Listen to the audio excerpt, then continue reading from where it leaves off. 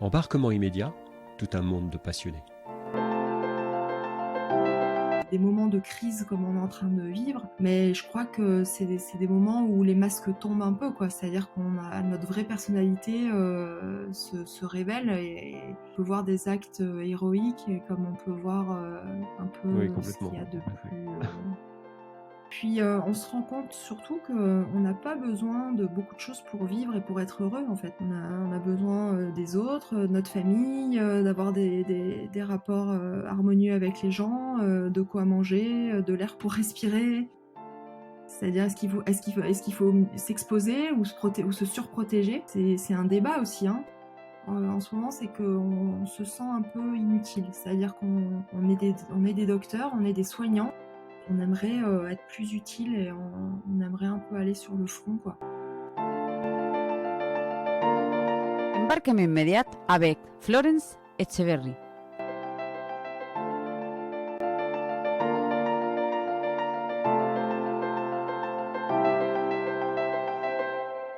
Je suis Charles Briet, coach et entrepreneur, et je pars chaque semaine à la rencontre de passionnés dans le monde entier, ceux qui font de leur passion le sens de leur vie.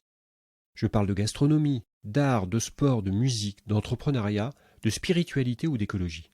Toutes les choses qui font sens pour moi et au final, qui rendent la vie passionnante et stimulante. En pleine épidémie, avec mon podcast Embarquement immédiat, je vous propose de nouvelles rencontres chaque semaine afin de vous faire partager la vie d'entrepreneurs ou de personnalités qui traversent ces moments anxiogènes pour tous, que ce soit pour le présent ou pour l'avenir. Je vous propose cette semaine de rencontrer Florence Etcheverry, chirurgien dentiste qui vit ces moments avec les risques que l'on connaît. Elle nous partage son parcours et comment, par une organisation sans faille, elle gère son équilibre et sa liberté entre ses enfants, sa famille, son métier, très prenant, ses pratiques sportives, que ce soit le footing ou le cirque, et sa nouvelle passion, le podcast. Début 2020, elle a créé le podcast Entretien avec un dentiste, où elle rencontre des personnalités liées à son métier et ont souvent des parcours atypiques. Comme nous le dit Florence, et je partage son point de vue, c'est dans les moments difficiles que traverse notre société que la valeur des êtres humains se révèle. Avant de se présenter, comme je le fais avec chacun de mes invités, je demande à Florence sa définition de la passion, ADN de notre podcast, et ce qui fait sens pour elle dans sa vie. Mais il est temps de retrouver Florence Etcheverry. Bonne écoute à vous. Bonjour Florence. Bonjour Charles. Avant de te laisser te présenter sur notre podcast, j'aime bien découvrir ce qui fait sens chez nos invités. Quelle est ta passion et comment tu pourrais définir ce qu'est une passion pour toi d'ailleurs? Ça fait sens pour moi, mais je pense que comme beaucoup de personnes, hein, mais c'est déjà les rencontres, les relations humaines, parce que à mon avis, on peut pas évoluer tout seul dans son coin. Et l'être humain est fait pour interagir avec les autres. Donc pour moi, c'est vraiment un moteur de rencontrer des gens, de connaître leur parcours et de m'intéresser à eux, à ce qu'ils font. Après, ce qui est un petit peu difficile aujourd'hui, je trouve, c'est que, alors d'un côté, ça n'a jamais été aussi facile de rencontrer des gens et d'interagir et de communiquer, notamment avec les réseaux sociaux. Et en même temps, ça peut rester très superflu et très superficiel. Donc la difficulté, c'est d'arriver à établir des relations sincères et échanger de manière constructive. Voilà, donc ça, c'est déjà quelque chose qui est hyper important pour moi. Après, ce qui fait sens aussi pour moi, c'est l'équilibre. Je suis quelqu'un qui a besoin d'être en équilibre un peu dans tous les domaines de ma vie. Donc, j'aime pas trop les excès. J'ai besoin d'équilibre dans ma vie familiale, dans mon couple, mais aussi dans mon travail et puis dans mes loisirs, c'est-à-dire d'avoir un espace de vie pour moi. Et quand tu parles d'équilibre, alors c'est l'équilibre entre toutes ces activités, parce que tu as un métier qui est prenant, hein, métier de chirurgien dentiste, un métier qui est prenant. Tu as une vie familiale, tu as des enfants? J'ai 2 enfants, oui, qui ont Enfants, 8 et d'accord. 11 ans. Donc d'accord, donc ça prend du temps. Tu t'occupes de toi. Alors c'est de trouver cet équilibre en fait entre ces trois, quatre, on pourrait dire ça, c'est pas des occupations, mais en tout cas ce qui prend sens dans ta vie, c'est ça? Ben oui, c'est d'arriver à consacrer du temps de qualité pour tous ces domaines. Alors après, professionnellement, on s'est organisé avec mon mari assez tôt dans notre cursus. C'est-à-dire quand on s'est installé, on a fait le choix dès le départ de travailler 4 jours par semaine, de pas se laisser déborder et que notre temps de travail devienne pas, qu'on soit pas esclave de notre temps de travail. Ton mari est dentiste également, c'est ça? Oui, il est dentiste, on est tous les deux associés dans le même cabinet. D'accord, très bien. Et quand tu dis vous travaillez 4 jours, donc c'est 4 jours, ensemble ou le cabinet est ouvert en fait tous les jours et vous répartissez le temps? Alors non, on est 4 jours ensemble, c'est-à-dire qu'on travaille le lundi, mardi, jeudi, vendredi, et les 3 autres jours de la semaine, le cabinet est fermé, c'est-à-dire que toute l'équipe est au complet ces Ça, 4 jours. tu me disais, vous avez trouvé votre équilibre, c'est une répartition des tâches, je suppose, entre vous 2, quoi? Oui, on a chacun à la fois notre espace de liberté pour faire du sport, par exemple, ou des activités, du temps pour les enfants, et puis du temps ensemble. On arrive à s'organiser, je pense, plutôt bien dans la semaine. Parlons un peu de toi maintenant, si tu peux nous expliquer, quel a été ton parcours et comment tu es arrivé jusqu'à aujourd'hui? Je viens d'une petite ville en Auvergne qui s'appelle Ambert, donc c'est une centaine de kilomètres de Clermont-Ferrand. Voilà, mon papa a créé une entreprise, donc c'est-à-dire qu'il est vraiment parti de rien. Ses parents avaient enfin, ils avaient un café dans un tout petit village et il s'est construit tout seul. Il a monté une entreprise. Ma maman l'aidait au sein de cette entreprise. Et donc voilà, donc moi C'était quelle entreprise? Ou dans quel domaine en tout cas? Alors c'est un domaine de fabrication de pièces en inox, de raccords plus précisément, de raccords en inox dont on se sert particulièrement dans les entreprises l'agroalimentaire, pharmaceutique, D'accord, de la mécanique industrielle en fait, c'est ça? la mécanique, voilà, exactement. Ben, au moment où il a fallu faire le choix de son orientation, c'est toujours un peu compliqué. Moi, j'ai choisi des études médicales parce que j'avais envie à la fois de pouvoir être autonome, Mmh. c'est-à-dire d'être indépendante, d'avoir une profession qui me donne une certaine sécurité, et puis surtout parce que je pense que j'avais envie de prendre soin des autres. Ouais, c'était un domaine qui regroupait pas mal de qualités qui me correspondaient en fait. Personne n'était dans le milieu médical chez toi? Non, pas du tout, non. Non, non, D'accord, personne. d'accord. Et tu as pensé un moment à reprendre l'entreprise de ton père ou tu étais fille unique ou tu Ah avais bah, peut-être des frères et sœurs? Ouais. non, j'ai un frère qui est un petit peu plus âgé que moi, donc lui, il a toujours, quasiment toujours su qu'il voulait reprendre l'entreprise de mon père, et mon père me voyait très bien comme commercial au sein de l'entreprise, parce que toute petite, j'allais beaucoup vers les autres, je parlais énormément, j'avais un contact très facile, donc il me voyait bien commercial dans l'entreprise, mais moi pas du tout. D'accord, bon. Donc En tout cas, tu étais déjà ce relationnel dont tu nous parlais tout à l'heure et ce relationnel vers les autres en fait, hein? ouais, oui, j'ai toujours aimé le contact, ouais. Donc des études, dentaires tout de suite? C'était Bah dentiste tout de le il y a suite un ou c'était médical au départ? Ça a été quoi? Je savais pas exactement, mais moi j'étais plutôt quand même orientée sur médecine. Et puis finalement le classement a fait que j'ai eu dentaire et pas médecine. Ça m'allait très bien en fait. Je me suis dit bah, finalement c'est un domaine qui va me plaire. Il y a un aspect manuel, il y a un aspect intellectuel. Non, j'étais très D'accord. contente. Quand tu allais faire un peu de mécanique comme ton père, mais dans le médical quoi, c'est ça? Ah, j'ai pas vu ça les choses, je l'ai pas vu comme ça au départ, mais Tu vu? effectivement oui. Très bien. Et bon, donc tu passé tes examens, tu t'es installé tout de suite ou tu as d'abord été, tu as travaillé dans d'autres cabinets? Alors Comment tu non, j'ai commencé par faire des collaborations, c'est-à-dire dans des cabinets de praticiens déjà installés pour apprendre. Et puis j'ai rencontré mon mari dès le début de la fac dentaire en deuxième année, et on savait pas trop où s'installer. En tout cas, on voulait pas rester dans la région clermontoise, et Ouais. on avait le projet d'aller en Nouvelle-Calédonie. Ah Donc bien, ouais, ouais. et finalement Oui, pourquoi la Nouvelle-Calédonie? Ça s'est fait comment? L'idée est venue comment?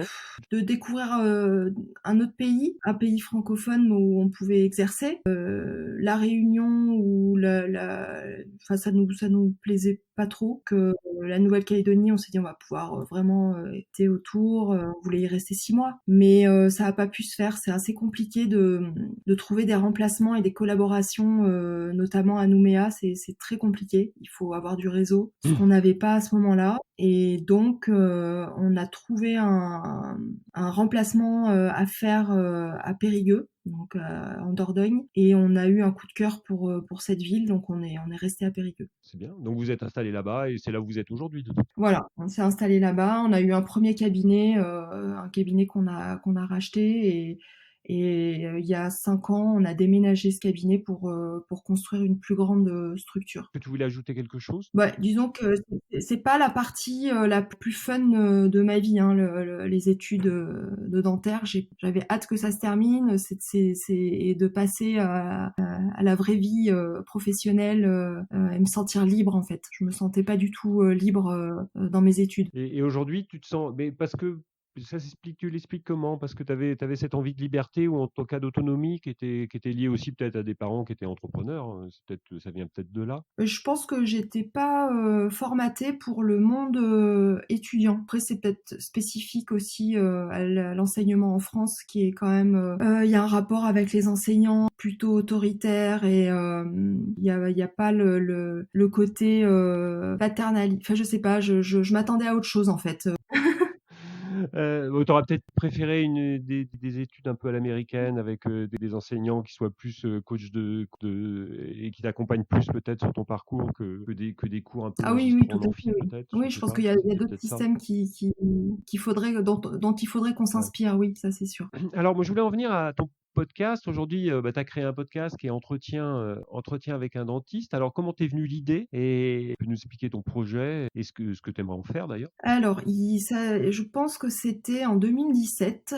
On était parti courir avec mon mari. Donc d'habitude, on court séparément parce que pour s'occuper des enfants. Donc, et quand on court, on écoute notamment pas mal de podcasts. Donc, on écoutait à ce moment-là des podcasts, et on trouvait Oui. le format génial. Et un dimanche, on était chez mes parents en Auvergne, et on est partis courir tous les deux. Alors là, c'est toujours le moment de débriefer, c'est souvent des idées qui nous viennent à ce moment-là. Et là, on se dit, mais pourquoi on ferait pas un podcast sur le monde du dentaire, puisque d'après ce qu'on voyait en France, ça n'était pas encore fait. Aux États-Unis, il y en a déjà pas mal, mais en France, il n'y en avait pas. Donc on a eu l'idée à ce moment-là. Et puis on a commencé petit à petit dans nos temps libres à travailler dessus, et trouver un format, enfin pas un format mais une identité. Un angle, oui, c'est ça. Ouais, voilà, les personnes qu'on avait envie, que j'avais envie d'interviewer, les différents profils. Donc ça a pris du temps en fait. Quelle identité, alors quel angle en tout cas tu as pris sur ton podcast? Alors en fait, moi ce qui me plaît dans les podcasts que j'écoute notamment, c'est d'écouter les parcours des gens, que ce soit des personnes qui se sont reconverties, ou des personnes qui sont passionnées dans différents domaines, et puis qui arrivent à concilier ces passions, et en arrivant à des niveaux d'excellence. Je trouve ça hyper inspirant, et donc j'avais envie de mettre ça au service de ma profession. C'est-à-dire que je me suis rendu compte que dans mon domaine d'activité, il y avait des gens qui étaient passionnés, passionnants, qui avaient des parcours incroyables. Tu l'as lancé quand ton podcast? Réellement, là, au début du confinement. C'est-à-dire que là encore une fois, alors j'avais des rendez-vous, des interviews de prévues en fin d'année, au mois de décembre. Donc là, avec la personne, parce que je pense comme toi, l'un des super intéressant de rencontrer réellement les gens. Mais il y a eu la grève de la SNCF, il y a eu le mouvement des Gilets jaunes, donc le fait est que je n'ai pas pu aller sur Paris. Je devais à nouveau là m'y rendre à la fin du mois de mars, et puis le début de l'épidémie et le confinement ont fait que j'ai pas pu y aller. Et donc là, encore une fois, c'est le mercredi, donc le confinement, ça a été le lundi 16. Oui. Mercredi, je suis allée courir sur une petite distance, puisque visiblement on pouvait aller courir. Donc depuis, j'y suis pas retournée, mais là je suis allée courir, et j'ai un copain que je devais interviewer qui m'envoie un SMS et qui me dit, mais là tu tiens quelque chose, non, avec le Covid-19? Alors sur le moment, j'ai rigolé, je me suis dit dit il se fout un peu de moi, ou il me dit ça un peu à la rigolade. Et puis en rentrant à la maison, je me suis dit bah ouais, effectivement, il y a peut-être quelque chose à faire. Ouais, complètement. Ouais. Donc j'en étais avec mon mari, lui il me dit bah non, enfin c'est quand même particulier ce qui se passe en ce moment, est-ce que ça va intéresser les gens? Donc c'était pas évident, mais je me suis dit tant pis, il faut aller de l'avant, il faut essayer. Donc j'ai contacté les personnes que j'avais sur mon listing, que j'avais déjà contactées et qui étaient OK pour participer au podcast. Et je leur ai envoyé un mail groupé pour leur demander s'ils avaient envie qu'on fasse des petits épisodes spécial Covid-19 pour savoir un petit peu comment ils appréhendaient cette période de confinement, ce qu'ils avaient mis en place dans leur activité et dans leur quotidien. Là, j'ai eu quelques réponses, j'ai eu des réponses tout de suite. J'ai fait les enregistrements très rapidement et là, on a été obligé de rentrer vraiment dans la partie active, quoi, c'est-à-dire faire la pochette. J'en avais fait une, mais on en a refait une nouvelle, refaire les intros, faire tout mettre sur les plateformes et lancer sur les réseaux sociaux. Donc ça s'est fait très très vite. C'est ton mari, je crois, qui fait toute la part technique, informatique. C'est lui qui s'occupe plus de ça. Et toi, tu t'occupes Ouais, plus des interviews, c'est ça? Ouais. Bah oui, beaucoup de chance parce qu'on est assez complémentaires. Donc lui, il adore tout ce qui est informatique et moi pas du tout. Il m'aide énormément, il me donne pas mal d'idées aussi. Des fois, il découvre des personnes en fouillant un petit peu sur le net et il me dit ah tu devrais rencontrer cette personne, elle a un parcours génial. Donc comme on fait le même métier, on est assez complémentaires. Ouais. D'accord. Et du coup, t'as lancé combien d'épisodes? Là, Je j'en sais ai plus. fait 6. D'accord. J'ai Ok. fait 6, puis j'en ai un qui est fait, qui est en attente, et d'autres enregistrements prévus la semaine prochaine, et puis plein d'idées surtout, c'est ça. Donc des gens que contacter. Je te demandais, parce que là, en fait, tu mets en avant des chirurgiens dentistes. Ils ont le droit de le faire. Alors, je sais que c'est surveillé par l'ordre, et que ce soit les médecins ou les dentistes, et vous n'avez pas le droit de faire de publicité. Je crois qu'il y a quelque chose comme ça. Est-ce que tu t'es posé cette Ouais, question-là? Ouais. non, je me suis pas posé cette question-là. Là, on D'accord. est sur non, là, je pense que c'est pas problématique. Après, j'ai un très bon ami d'ailleurs que j'ai interviewé, le docteur Guillaume Gardon-Mollard, qui a un blog The Dentalist. Donc D'accord. là, je sais que lui, il cite des confrères, il cite leur formation. Ça commence un petit peu à bouger dans ce domaine-là. Mais effectivement, Oui, parce ça que aurait pu être un frein. oui, parce que c'est nouveau quand même, Il n'y avait pas du tout de communication. Les cabinets communiquaient pas, et Je pense pas que ça soit considéré comme de la pub, mais oui, il faut peut-être, oui. on est tout à fait d'accord. Comment tu vis cette période? Alors, tu as le retour déjà de quelques confrères, et puis toi, tu vis cette période aussi, toi, ton mari. Je ne sais pas si votre cabinet est toujours ouvert. Ah non, tous les cabinets dentaires sont fermés quasiment depuis le 16 mars, c'est ça, hein. Je suis un peu perdue dans les dates, mais Mars, c'est ça, quasiment 16 mars. dès le début. Donc il y a eu quelques praticiens qui ont continué à recevoir des patients, notamment pour essayer aussi de gérer les urgences ou les patients potentiellement qui allaient se transformer en urgence. On a reçu très vite l'ordre des conseils de l'ordre, des conseils régionaux d'arrêter notre activité. Mhm. Alors ça a été un peu confus parce qu'il y a eu des annonces qui ont été un peu contradictoires, mais au final, on n'exerce plus dans nos cabinets. Il y a une régulation des appels téléphoniques. Donc normalement, chaque praticien doit gérer les appels téléphoniques de son cabinet et de ses patients pour pouvoir les rassurer, pour pouvoir les orienter, voilà. Sinon, il y a un service dans chaque région téléphonique avec un numéro spécial où quand on appelle, on tombe sur un chirurgien dentiste qui va faire l'état des lieux et à ce moment-là orienter. Et donc il y a des D'accord. dentistes qui sont d'astreinte. Par exemple, nous dans tout le département, chaque jour il y a 4 dentistes d'astreinte à qui on envoie les urgences quand on peut pas gérer autrement. Et donc, du coup, alors vous êtes quand même, là, vous êtes super exposé en tant que dentiste, encore peut-être plus que des médecins. Oui, on est très exposés parce Oui, qu'effectivement on travaille très proche de la bouche des gens, donc il y a des projections. complètement. Ouais, À savoir ouais. que les instruments qu'on utilise, comme la turbine par exemple, les instruments rotatifs, les projections, elles vont jusqu'à 1,50 m. Oui. C'est vrai que on est très exposé et en même temps, on est un corps de métier où on a un rapport à l'asepsie et à l'hygiène qui est très strict.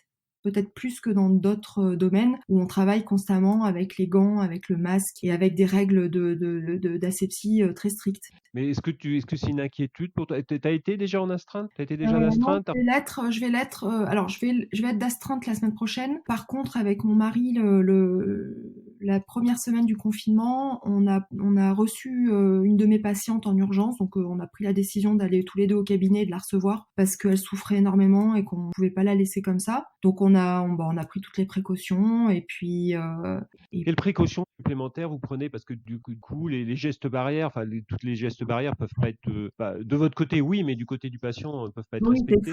extrêmement compliqué. On peut pas de toute façon empêcher. Vous pouvez pas être à 1 mètre de la bouche non plus, Non. donc Bah là, normalement, on devrait travailler avec des masques FFP2, donc, d'accord. mais on n'en a pas. Vous en avez? Vous en avez pas? Oui. Donc là, moi on a mis deux masques l'un sur l'autre, des masques chirurgicaux qui sont quand même qui filtrent, mais qui sont pas assez efficaces. Hein. On a mis des surblouses qui sont normalement destinées à l'implantologie. Voilà, on a. Après, la question qu'on peut se poser, c'est est-ce qu'il faut à tout prix éviter cette contamination ou est-ce il va falloir qu'on l'ait? C'est-à-dire est-ce qu'il faut s'exposer ou se surprotéger? C'est un débat aussi, hein. Oui, enfin là, on va plus dans le sens quand même de la protection aujourd'hui, je crois, en tout cas du confinement. Donc ouais, c'est compliqué. Tu te poses cette question en tant que maman parce que là tu es exposé, donc quand tu rentres après, tu exposes ta famille forcément.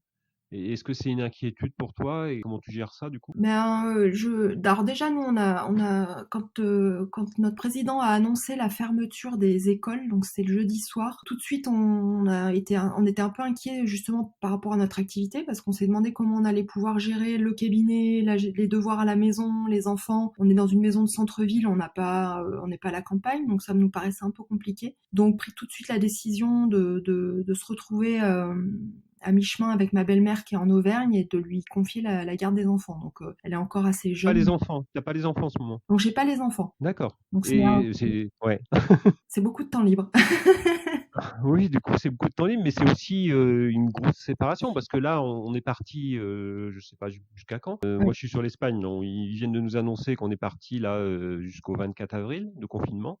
Ouais, je pense plus. Je pense qu'on arrivera plutôt début mai, si c'est pas plus, Ouais, mais ouais. ça fait une grosse séparation avec tes enfants du coup. Oui, bah après, on les a tous les jours. Ça, c'est l'avantage aussi de Skype, de WhatsApp. On les a tous les jours. On peut les voir. Donc, on voit qu'ils s'éclatent. Ils sont hyper heureux. On leur manque pas pour l'instant. Donc, moi, En dans ma vacances chez maison, papy, ils sont en vacances chez papy, mamie ou chez mamie. Donc, ouais, il y a un mode un peu, pour eux, il y a il y a un côté un petit peu aventure parce qu'ils ont l'âge de comprendre ce qui se passe. En même temps, ils sont à la campagne, donc assez protégés. Et puis, ils partagent des moments avec leur grand-mère je pense, qui vont garder toute leur vie, quoi. Donc, bon, c'est sûr que il y a un manque, mais moi, dans la mesure où je sais qu'ils sont bien et qu'ils sont heureux et que tout se passe bien, ça me stresse pas. et en même temps, tu les protèges des risques que vous pouvez avoir Bah, c'est vous ça, c'est-à-dire en étant que exposé, quoi. nous, Ouais. on est volontaire s'il y a besoin de prêter main forte à des services hospitaliers, on ira, c'est clair. Donc, Et les confrères que tu as pu joindre ou que tu as pu interviewer, ils le vivent comment? Ils le vivent comme vous ouais, ou de façon différente? Est-ce qu'il y a des cas plus difficiles? alors je pense que ce qui ressort de tout ça, c'est que d'abord il y a eu un moment un peu de non-compréhension, enfin un peu un état de sidération, c'est-à-dire que l'épidémie était vraiment très active en Italie, donc vraiment à deux pas de chez nous. Moi j'ai pas vu venir le risque en France, alors que ça aujourd'hui ça paraît complètement improbable de pas s'être posé la question. Et en fait mes confrères avec qui j'ai discuté, c'est pareil que moi, c'est-à-dire qu'ils ont vu ce qui se passait en Italie, mais ils se sont sentis protégés. Mmh. Après, ce qui est un peu particulier pour nous en ce moment, c'est qu'on se sent un peu inutile. C'est-à-dire on est des docteurs, on est des soignants, on peut gérer un peu à notre échelle, voilà, les urgences téléphoniques ou faire des astreintes une fois de temps en temps, mais on aimerait être plus utile et on aimerait un peu aller sur le front, quoi. Et vous avez proposé vos Ouais, mais je ils veulent suppose pas que de nous. oui, mais d'accord. Bon. Après, c'est un autre domaine, hein, ils ont toute leur organisation dans les services avec les Oui, nettoyants et tout. complètement. Mais je pense que Ouais. à Paris, je crois qu'ils ont mis en place, ils ont demandé justement aux autres professions médicales de suivre une journée de formation de premier secours ou tu vois d'aide de premier secours pour pouvoir aller prêter main forte justement aux équipes en place. Donc après, notre région pour l'instant est pas très impactée aussi. Donc Là, ça va monter. Nous, on est en Espagne, on atteint déjà des pics assez importants. Je vois qu'en France, c'est en train de monter aussi. Je pense ça va continuer pendant au moins 15 jours, donc on fera peut-être appel à vous. Je ouais. sais pas, je sais pas. Et tes confrères, alors ils le vivent comment du coup, ce que je te demandais tout à l'heure? Ils ont toute cette peur ou ils vivent ça tous de la même façon, Mais il y a ils font attention et ouais. non, je pense pas qu'il y ait alors il y en a certains qui ont peur, il y en a qui je Mmh. sais qu'il y a des confrères qui ont exprimé leur souhait de ne pas faire les astreintes. D'accord. Donc moi ça me paraît un petit peu incroyable parce que quand on a choisi un métier comme celui-là, on sait qu'on va s'exposer et de toute façon dans notre quotidien, on est exposé parce qu'il y a des patients qui sont VIH et qui le savent pas, qui ont des hépatites, voilà, des maladies qui sont transmissibles par la salive ou le sang. Donc on est de toute façon exposé. Mais après là des moments de crise comme on est en train de vivre, mais je crois que c'est des moments où les masques tombent un peu, quoi. C'est-à-dire qu'on a notre vraie personnalité se révèle Toujours. et c'est là où Ouais. on peut voir des actes héroïques et comme on peut voir un Oui, peu ce qu'il complètement, y a de complètement. plus. Est-ce que ça remet des choses en cause? Parce qu'on peut réfléchir. Alors, vous avez du temps libre du coup, hein, quand on n'a pas d'enfants, c'est plus facile quand même à la maison. Est-ce que vous réfléchissez à remettre à travailler sur est-ce que vous avez une réflexion sur votre façon de travailler? Est-ce que ça va faire évoluer des choses dans votre profession? Oui, je pense. Oui, oui, Oui? oui. Mais déjà, je pense que quand les personnes quand on va sortir de cette crise, il va y avoir un regard encore plus exigeant sur justement l'asepsie. Donc Mmh. les gens vont avoir besoin d'être rassurés et de voir qu'on met tout en place pour éviter les contaminations. Donc il va falloir qu'on se prépare à ça. Là, dans le monde entier, les personnels soignants sont vraiment mis en avant et ça c'est une très bonne chose parce que ces dernières années, je trouve que la santé a été un petit peu dévalorisée. Que là, ça c'est quelque chose de positif. Après, je pense que il va falloir qu'on ait des réflexions aussi sur tout ce qui est préventif. C'est-à-dire que là, il faut devenir de plus en plus s'orienter vers la prophylaxie et vers la prévention, quoi, mettre en valeur ces disciplines. Après, je sais pas si on pouvait éviter ça. Si on pouvait l'éviter, on pouvait peut-être Mmh, l'éviter à la naissance, mais non, je sais on est pas. maintenant dans les gens voyagent dans tous les sens et il y a tellement de brassage de population que des épidémies sont inévitables quelque part. Non, je pense que c'était. Après, ce qu'il y a, c'est que c'est toujours facile d'être très critique dans des moments comme ça. Roselyne Bachelot, elle a été plus que critiquée quand il y a eu le H1N1 et qu'elle a distribué des masques FFP2 dans tous les cabinets. Nous, on en a reçu un carton et on s'en est pas servi. Mais en même temps, aujourd'hui, elle avait bien fait. Elle avait complètement raison. Elle a fait exactement ce qu'il fallait. Mais je crois qu'il faut pas être dans la critique, mais par contre, c'est sûr c'est un risque maintenant dont on va être complètement conscient et il va falloir qu'on se prépare parce que ça se renouvellera et je pense que c'est pas dans un mois ou 2 mois que ça va s'arrêter, hein. Oui, c'est clair. Si on parle alors comment vous vous organisez, vos journées, elles sont organisées comment du coup? Ben nous, on a gardé nos routines. On avait déjà des routines quotidiennes de mise en place, donc ça, on a gardé. On a essayé de garder aussi une certaine forme d'équilibre semaine week-end. Qu'est-ce que tu as comme routine toi alors, si on parle de tes routines personnelles et d'organisation, comment tu t'organises une semaine type? Alors je parle d'avant, hein. Déjà le matin, j'essaie toujours de faire une petite séance de méditation.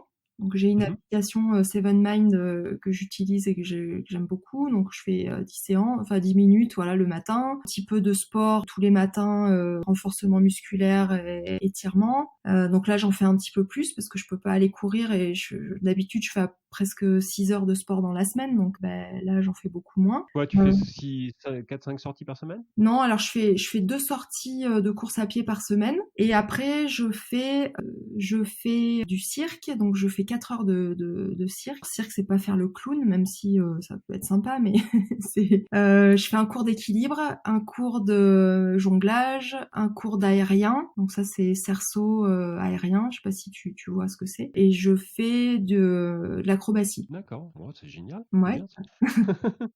Mais Et tu as une donc association ou peut-être un club qui fait ça à côté de chez toi ou? ouais, c'est une école qui est pas loin de chez moi. Et d'abord, c'est mes enfants qui y étaient, et puis un jour, je me suis dit, pourquoi pas moi?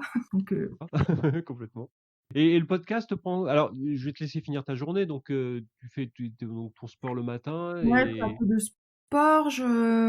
J'essaie de lire un peu aussi tous les jours. Alors, pas beaucoup parce que après le boulot, quand je rentre, je m'occupe du repas, des enfants. Et les soirs, on regarde très très très rarement. Alors, déjà, on regarde pas la télé, mais le soir, on regarde de temps en temps un film quand vraiment on sait que c'est un super film avec des très bonnes critiques. Mais sinon, le soir, souvent, on travaille. Enfin, on travaille, par d'accord. exemple, sur le podcast ou sur des choses qu'on a envie de mettre en place, des choses qui nous intéressent, ou pour le cabinet, ou de la formation continue. Qu'est-ce que vous voulez faire c'est quoi vos objectifs sur votre cabinet? Quelles sont vos perspectives? Parce que est-ce que vous êtes toujours dans cette idée de partir à l'étranger peut-être, ou est-ce que vous avez des perspectives différentes? Alors ça change un peu au fur et à mesure, mais là, je pense que d'ailleurs cette période va être révélateur un peu de nos envies futures. Je me suis souvent posé la question d'arrêter ce métier parce que je le trouvais assez stressant et difficile. C'est vrai que les gens qui viennent nous voir sont pas rarement contents de nous voir, même si on a des très très bonnes relations avec nos patients. Quand ils viennent nous voir, c'est qu'ils ont mal. On a aussi un secteur où les soins ne sont pas complètement pris en charge par la Sécu et les mutuelles, donc il y a souvent du reste à charge. Donc ça, il faut se justifier, il faut l'expliquer, il faut l'argumenter. Oui, du coup, c'est des patients qui sont anxieux, en fait, parce que soit ils ont peur, soit ils savent que ça va leur coûter de l'argent, donc Mm. ouais, c'est vrai que c'est Donc pas évident. il faut arriver à tisser quand même des liens avec les gens, et puis arriver à pas forcément leur faire changer d'avis, mais en tout cas à ce que ça soit pour eux moins une contrainte de venir. Donc c'est Mmh. un challenge. C'est aussi pour ça que le podcast, j'avais envie de le mettre en place parce que c'était pour moi une façon de sortir un peu du cabinet, de m'évader et de faire autre chose. Après, aujourd'hui, je me rends compte quand même que mon rôle de soignant me manque, donc je pense que je serais contente de retrouver une activité. Les projets ont un peu évolué, du coup, Ouais, pour répondre à ça ta va. question, moi, tant que j'arrive à avoir du temps libre pour apprendre d'autres choses et pour pouvoir avoir des activités et des passions, c'est quand même un métier qui, pour ça, a beaucoup d'avantages. Oui, c'est clair. Très bien, bah, moi, je crois que cette période, ça va faire éclore un certain nombre de passions, ou en tout cas, il y a des gens que tu fais au bout d'un moment, tu commences à faire le point sur ta vie, sur tes envies, sur ce que tu as envie de faire, et je pense qu'il y a des vocations ou des envies qui ont été peut-être étouffées ou qui ont été mis de côté, qui vont peut-être ressortir, Ouais, et c'est sûr. il va peut-être avoir des changements. Ouais, ça C'est serait sûr, intéressant. et puis on se rend compte surtout que on n'a pas besoin de beaucoup de choses pour vivre et pour être heureux en fait. On a besoin des autres, de notre famille, d'avoir des rapports harmonieux avec les gens, de quoi manger, de l'air pour respirer. C'est une remise en cause, et ça serait bien que ça s'imprègne, mais c'est une remise en cause de notre société de surconsommation. Oui, c'est sûr. Et de s'apercevoir qu'on peut faire autre chose que de passer son temps dans les magasins ou à ultra consommer. Tu disais que tu écoutais beaucoup de podcasts, donc comme moi, j'en écoute pas mal aussi quand je fais du sport. Donc, quels sont tes podcasts préférés, si tu peux nous partager ça, alors que ce soit français ou étranger, Alors ceux moi, que tu as l'habitude d'écouter ou que tu plus mais que tu as écouté, voilà, parce alors, qu'il y a des évolutions aussi. j'essaie d'en découvrir des nouveaux parce que ça évolue aussi. Tu vois, ton podcast, je te remercie d'ailleurs de me l'avoir fait découvrir. Ceux que j'écoute vraiment de manière assidue, religieusement, si je puis dire, il y a Génération Do It Yourself, Donc Mathieu Ouais. Stéphanie, bon, je pense que c'est lui qui m'a fait découvrir le monde du podcast. Et d'ailleurs, c'est en écoutant un de ses podcasts où j'ai eu un énorme coup de cœur pour un parcours qui est celui de Fred Jourdain, qui m'a donné envie de passer mon permis moto. Et je crois que le lendemain de l'écoute, j'étais inscrite au code. Ouais, c'est bien, génial. Et après, il y a Génération XX aussi de Siam Chibril que j'aime beaucoup. J'aime Je suis d'accord. beaucoup la Ouais. qualité de ses interviews. C'est toujours très pertinent, très agréable à écouter. Un podcast que j'écoute toutes les semaines et j'en loupe pas un, c'est Change ma vie, ça Aussi, de ouais. Clotilde Ouais. Dussoulier que j'adore, qui s'écoute, c'est une vingtaine de minutes, donc c'est assez facile à écouter. Et ça, c'est vraiment pareil, un podcast que je recommande beaucoup. J'en parle souvent à mes patients quand ils se confient un peu et qu'ils sont dans des périodes de leur vie un peu compliquées, je leur en parle. Et un autre que j'adore, c'est les baladeurs. Les Ouais, tu me l'as baladeurs. fait découvrir d'ailleurs. Ouais, tu m'en as parlé, tu me l'as fait découvrir, mais c'est vrai que j'aime bien aussi. C'est un format un peu différent, hein. Mais là, c'est des récits. Oui. Ouais, Mm. ouais. C'est des récits, mais j'adore la musique, la qualité, les montages sonores. Là, on a vraiment l'impression de partir en voyage. Gros travail là, ça s'intéresse. Quels sont les livres qui t'ont inspiré ou les auteurs qui t'inspirent ou les personnes qui t'inspirent? Je sais pas. J'aime bien terminer par ça. Plusieurs livres. Moi, je vais te donner les plus récents parce que c'est plus facile. Mais il y a un livre que j'ai adoré qui est le livre Et j'ai suivi le vent de Anne-France Dotteville. Donc Anne-France Dotteville, c'est une journaliste.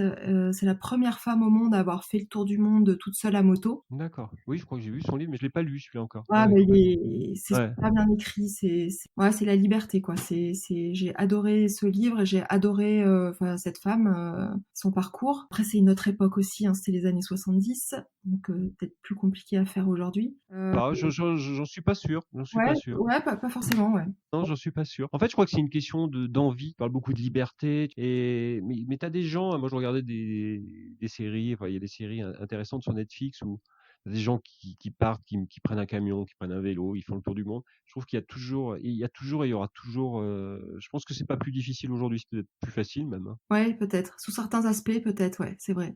Après, il y a un livre aussi c'est assez marrant parce que ça pourrait être de la science-fiction, mais aujourd'hui, on peut voir les choses un peu différemment. C'est un livre qui est sorti en 2017, qui s'appelle Dans la forêt, de Jean Higland. Je connais pas. Ouais. Et c'est l'effondrement de notre société. Alors là, c'est tout ce qui est technologie qui s'effondre, plus d'internet, plus d'électricité, plus rien. Et ça se passe en Californie et c'est deux sœurs qui vont se retrouver toutes seules dans la forêt et confrontées à mise en face de problématiques qu'elles n'avaient pas avant. Donc s'alimenter, le rapport à la nature, les échanges qu'elles ont entre elles. Voilà, donc Bon, c'est actuel, c'est bien. quand on a annoncé le confinement, j'ai tout de suite pensé à ce livre et ça c'est assez visionnaire comme bouquin. Complètement. Il y a beaucoup de livres de science-fiction ou de films hein, de science-fiction, enfin qui étaient de science-fiction et on s'aperçoit qu'on est en train de vivre des choses qui avaient été écrites avant. C'est marrant. Ouais, c'est clair. Très bien. Ouais, très bien. Bon, bah écoute, je te remercie. Je te remercie pour cet échange. Je te souhaite un beau parcours pour ton podcast, entretien avec un dentiste. C'est pas du tout un entretien où on parle que de techniques dentaires, hein. C'est vraiment ouvert à tout le monde et c'est très intéressant. Moi, j'en ai écouté quelques-uns et c'est vrai qu'ils sont très intéressants. Mais je te remercie, Charles. Bon, bah bon confinement et puis bon courage en tout cas. Et on va tous vivre ça. Et puis je te dis à bientôt, Florence. À bientôt, Charles. Merci beaucoup. Au revoir. Au revoir. Embarquement immédiat est maintenant terminé. J'espère que cet épisode vous aura plu et inspiré, que ce soit pour vos projets actuels ou futurs. L'émission a été réalisée par une équipe qui m'entoure. Je remercie Maïté pour ses reportages photos sur nos rencontres, sa patience, nos équipes de post-production. Merci à Daniel Murgui-Thomas et la boîte à images pour ses précieux conseils. Abonnez-vous et retrouvez toutes les notes de l'épisode, les références de l'invité sur le site embarquement immédiat, tout attaché, -du6, podcast.com. Vous pouvez me joindre sur les réseaux sociaux, je réponds à tous. Maintenant, si vous aimez notre podcast, la meilleure façon de nous soutenir est de mettre 5 étoiles et un commentaire sur Apple Podcasts, iTunes et les autres plateformes d'écoute. C'est très important pour nous. À très bientôt pour un nouvel épisode. Et n'oubliez pas, l'impossible n'existe que parce que nous n'essayons pas de le rendre possible. Mike Horn.